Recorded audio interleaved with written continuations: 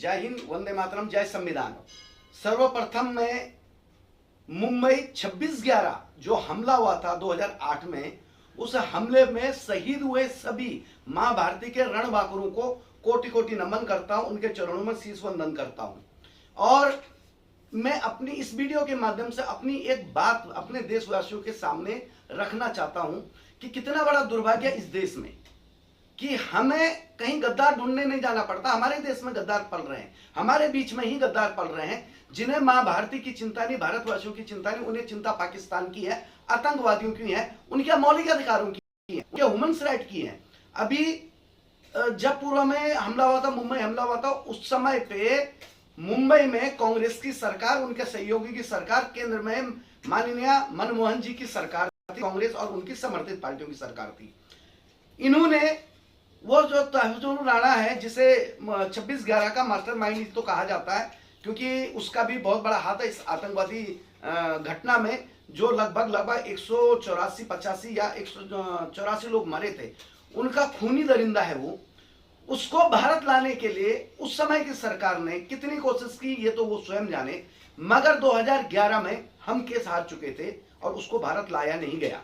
उसके बाद ट्रंप और मोदी जी की पहल से इस समय की सरकार उसे भारत में लाई, उस खूनी दरिंदे को।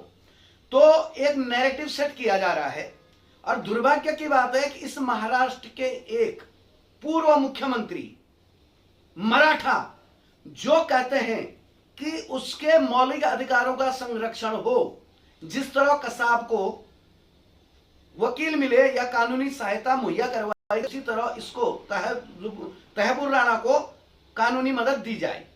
तो एक बात मेरे को समझ में नहीं आ रही है कि एक नैरेटिव जो सेट किया जा रहा है कि वो बीमार है, उसको स्वास्थ्य का लाभ दिया जाए, उसको मानवाधिकार का लाभ दिया जाए, उसको कानूनी सहायता दी जाए। तो मैं इन दोगलों से सिर्फ इतना पूछना चाहता, चाहे ये राजनेता हो, चाहे नैरेटिव सेट करने वाले वामपंथी लोग हो, चाहे वो तथाकथित पाकिस्तान प्रेमी आतंकवादी नक्सलवादी टुकड़े टुकड़े गैंग के प्रेमी हो, सिर्फ एक सवाल का जवाब देना कि मुंबई हमले में जो शहीद हुए थे वो कौन थे, वो क्या भारत से बाहर आए थे, और वो किसकी जान को सुरक्षित रखते हुए, किस देश की पौन मिट्टी को सुरक्षित करते हुए शहीद हुए थे, अपने प्राणों की आहुति दे दी थी, अपने खून को इस मिट्टी में मिला दिया था।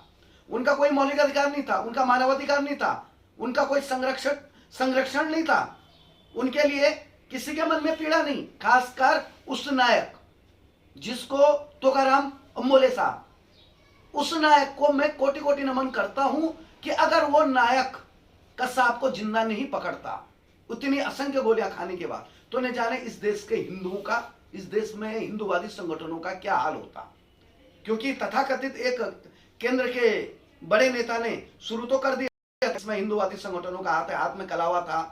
तो उस नायक को आज पुनः याद इसलिए कर रहा हूं कि ये राणा को अमेरिका से लाया गया है भारत में, उसको उसके कुकर्मों की सजा मिलेगी।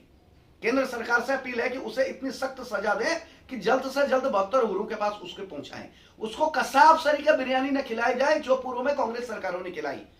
उसके मौलिक अधिकार के नाम पे, उसके ह्यूमन राइट के नाम पे करोड़ों रुपए की बिरयानी खिलाई गई थी। अफगानिस्तान से कुक बुलाए गए थे कसाब को बिरयानी खिलाने के लिए, उसे तत्काल फांसी दी जाए। और उन दोगले नेताओं से इतना ही कहना चाहूंगा कि तुम्हें बड़ी चिंता अगर हो रही है उसकी, राणा की, तो ये बताओ कि राणा जब भारत में आया था उसने एक एजेंसी खोली थी यहाँ पे, और उस एजेंसी के माध्यम से वो लोगों को वीजा पासपोर्ट बनाने का काम करता था। लेकिन ताजुब की बात है कि किसी को पासपोर्ट वीजा नहीं दिया गया। ये नैरेटिव जो सेट हो रहा है वो एक डर का माहौल बन गया है कुछ गद्दारों के बीच में।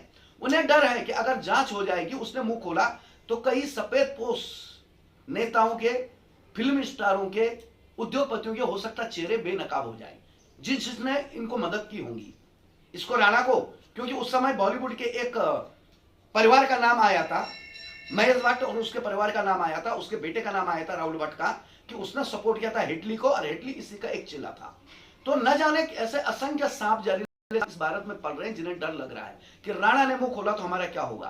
तो केंद्र सरकार से मेरी यही अपील है कि वोट बैंक की राजनीति न करते हुए, किसी से डरे बिना आप तुरंत कार्रवाई करें, जांच करें और इन्वेस्टिगेशन में पूरा पूछे। एनआईए जो इन्वेस्टिगेशन कर रही है उसमें पूरा सच भारत देश के सामने लाया जाए कि इस मिट्टी में पड़ रहे जयचंद कौन है, यहाँ के गद्दार कौन है, यहाँ कौन ऐसे लोगों को आतंकवादियों को और उनके समर्थकों को जो कानूनी मदद देने की पहल कर रहे हैं, जो इस मिट्टी में उनको ला रहे हैं या उनको विस्थापित कर रहे हैं, तो कौन ये लोग हैं, इसकी जांच जरूरी है। और राणा के पक्ष में कोई भी सच्चा भारतीय कभी खड़ा नहीं रहेगा। उसका मौलिक अधिकार, किस बात का मौलिक अधिकार? एक खूनी दरिंदे का मौलिक अधिकार होता है क्या? वो एक आतंकवादी था, है और रहेगा, और जल्द से जल्द उसको फांसी की सजा मिलेगी, ऐसी मैं अपील करता हूं। और राणा समर्थकों का मैं धिक्कार करता हूं। उनके मुंह पे गालियां देना तो गालियों का भी अपमान है, गालियां भी सम्मानित है, गालियों का भी अपमान है कि बड़े बड़े राजनेता एक नैरेटिव सेट करने लग गए। थू और धिक्कार है तुम्हारे और तुम्हारे राजनीति पे, तुम्हारी वोट बैंक की राजनीति पे। और इतना कहना चाहूंगा कि सच्चे भारतीयों, अब हमें समय आ गया जगने का। हमें सिर्फ इतना करना है कि ऐसे दोगले राजनेताओं का, ऐसे लोगों का, ऐसे पत्रकारों का सामाजिक, आर्थिक, राजनीतिक और पारिवारिक बहिष्कार करना इन लोगों का। जहां देखे इनका बहिष्कार हमें करना है। और राणा के लिए हम लोगों ने अपनी तरफ से पहल करनी कि इसे सख्त से सख्त सजा मिले। जो 184 शायद 184 लोगों की आत्मा आज भी भटक रही है, निर्दोष लोग मारे गए थे, उनको तभी सही इंसाफ मिलेगा जब पर्दे के पीछे बैठे सारे चेहरे बेनकाब होंगे। फिर से जय हिंद, वंदे मातरम, जय संविधान। और मेरे वीर बांकुरे रण बांकुरों को, मां भारती के उन योद्धाओं को 26/11 में जो शहीद हुए उनको कोटि कोटि नमन करता हूं। जय हिंद, वंदे मातरम।